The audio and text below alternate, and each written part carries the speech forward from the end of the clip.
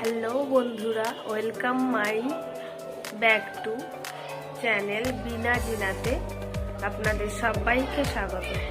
আজকে আবার একটা নতুন ভিডিও নিয়ে চলে এসেছি।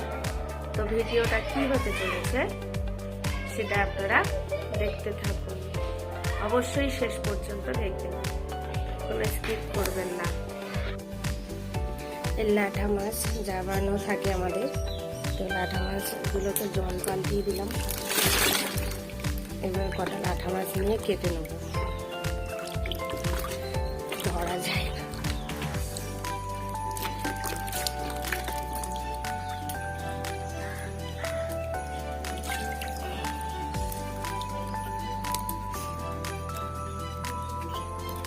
এইগুলো কেটে নেবো, নিয়ে রান্না করবো। আজকে রান্না করবো লাউ শাক, লাঠা মাছ দিয়ে লাউ শাক। লাঠা মাছগুলোকে কেটে নিয়েছি। এবার এতে লবণ হলুদ মাখিয়ে নেব। লবণ দিলাম, হলুদ দিয়েছি, এবার এটাকে মাখিয়ে নেব।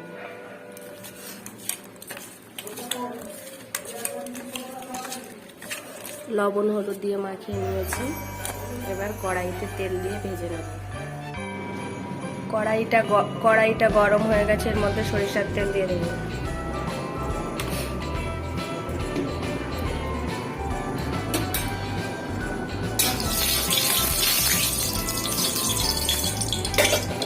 লাঠা মাছগুলোকে হলুদ লবণ মাখিয়ে রেখেছিলাম, ওটা তেলের উপরে দিয়ে দেবো, দিয়ে ভেজে নেব।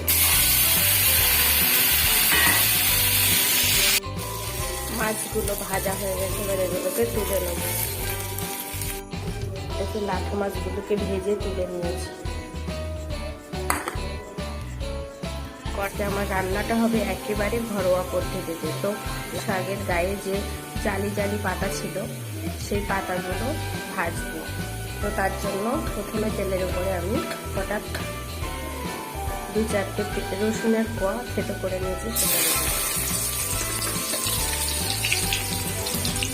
এরপরে দেবো পেঁয়াজ কুচি।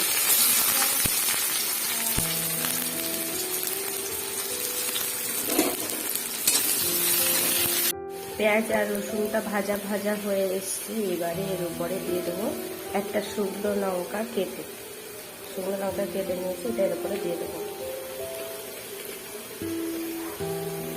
শুকনো লঙ্কা দিয়ে নেড়ে নিয়েছি। তো এবার এর উপরে দিয়ে দেবো সেই লাউ শাকটা, মানে লাউ শাকের গায়ে যে পাতাগুলো ছিল, সে পাতাগুলো কুচিয়ে নিয়েছিলাম, সেটা।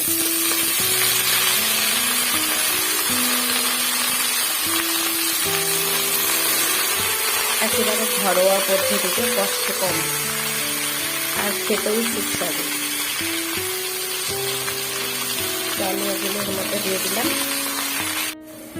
পরিমাণ মতো দিতে হবে লবণটা। এবারে দেবো পরিমাণ মতো হলুদ গুঁড়ো,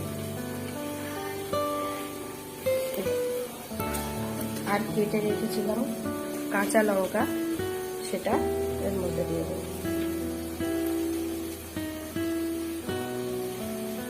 এবারে কাঁচা লঙ্কা দিয়ে ঢেকে দিয়েছি, কিছু হতে থাকুক। লাউ শাকের পাতাটা আমার ভাজা হয়ে গেছে। যেহেতু মাছ টাছ দিইনি, তাই একটু স্বাদ মতো চিনি দেবো। লাউ শাকটা আমার হয়ে গেছে ভাজা, আমি নামিয়ে নিয়েছি। তো এইভাবে ঘরোয়া পদ্ধতিতে, একদম সিম্পল ভাবে আপনি বাড়িতে বানিয়ে খেয়ে নিতে পারবেন, বেশি ঝামেলা ছাড়াই। লাউ শাকের পাতাটাও ফেলতে হবে না। একবার বানিয়ে খেয়ে দেখবেন, অবশ্যই খুব সুন্দর লাগবে। কড়াটা তো গরমই আছে, এর মধ্যে কটা রসুন থেতো করে রেখেছিলাম, সেই রসুন থেতোটার মধ্যে একটু পেঁয়াজ দিয়ে দিলাম। লাউ শাকটা কেটে রেখেছিলাম, এই যে লাউ শাক কেটে রেখেছিলাম, এতে কটা সিম কেটে দিয়েছিলাম, আর সঙ্গে একটা আলু কেটে দিয়েছিলাম। তো কড়াইতে তেল দিয়েছি, তেলের উপরে পেঁয়াজ রসুন দিয়েছি। এবার এর উপরে এগুলো দিয়ে দেবো।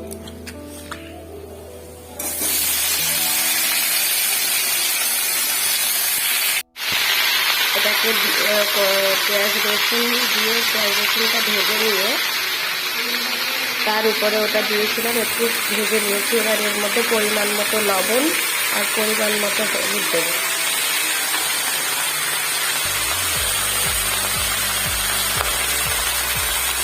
পরিমাণ মতো লবণ,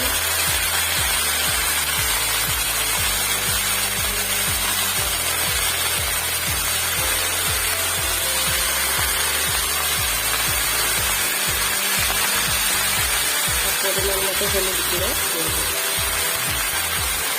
এটাকে কিছু সময় ঢাকিয়ে রাখবো। লাউয়ের ডাঁটা,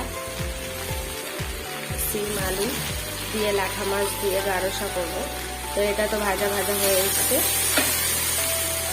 এবারে এর মধ্যে দিয়ে দেবো কাঁচা লঙ্কা কেটে রেখেছিলাম সেটা।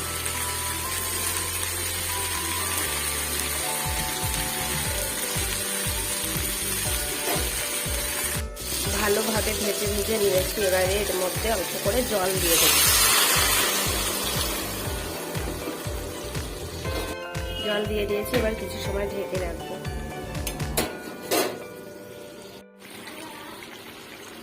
এবারে এর মধ্যে আমি দিয়ে দেবো লাঠা মাছ ভেজে রেখেছিলাম সেগুলো। মাছের তরকারিতে একটু জিরে মরিচের গুঁড়ো না দিলে হয় না, কেমন আঁচটা গন্ধ করে। তো একটু জিরে মরিচের গুঁড়ো দেবো, ভেজে গুঁড়ো করে রেখেছিলাম সেটা। একটু সময় ফুটিয়ে নেড়ে নামিয়ে নেব। একটু সময় ফুটিয়ে নিই।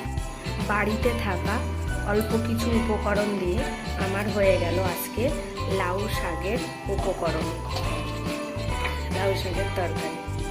তো লাউয়ের ডাঁটার তরকারিটাও আলাদা করে করলাম লাঠা মাছ দিয়ে, আর লাউয়ের পাতাটাও ভাজা করলাম।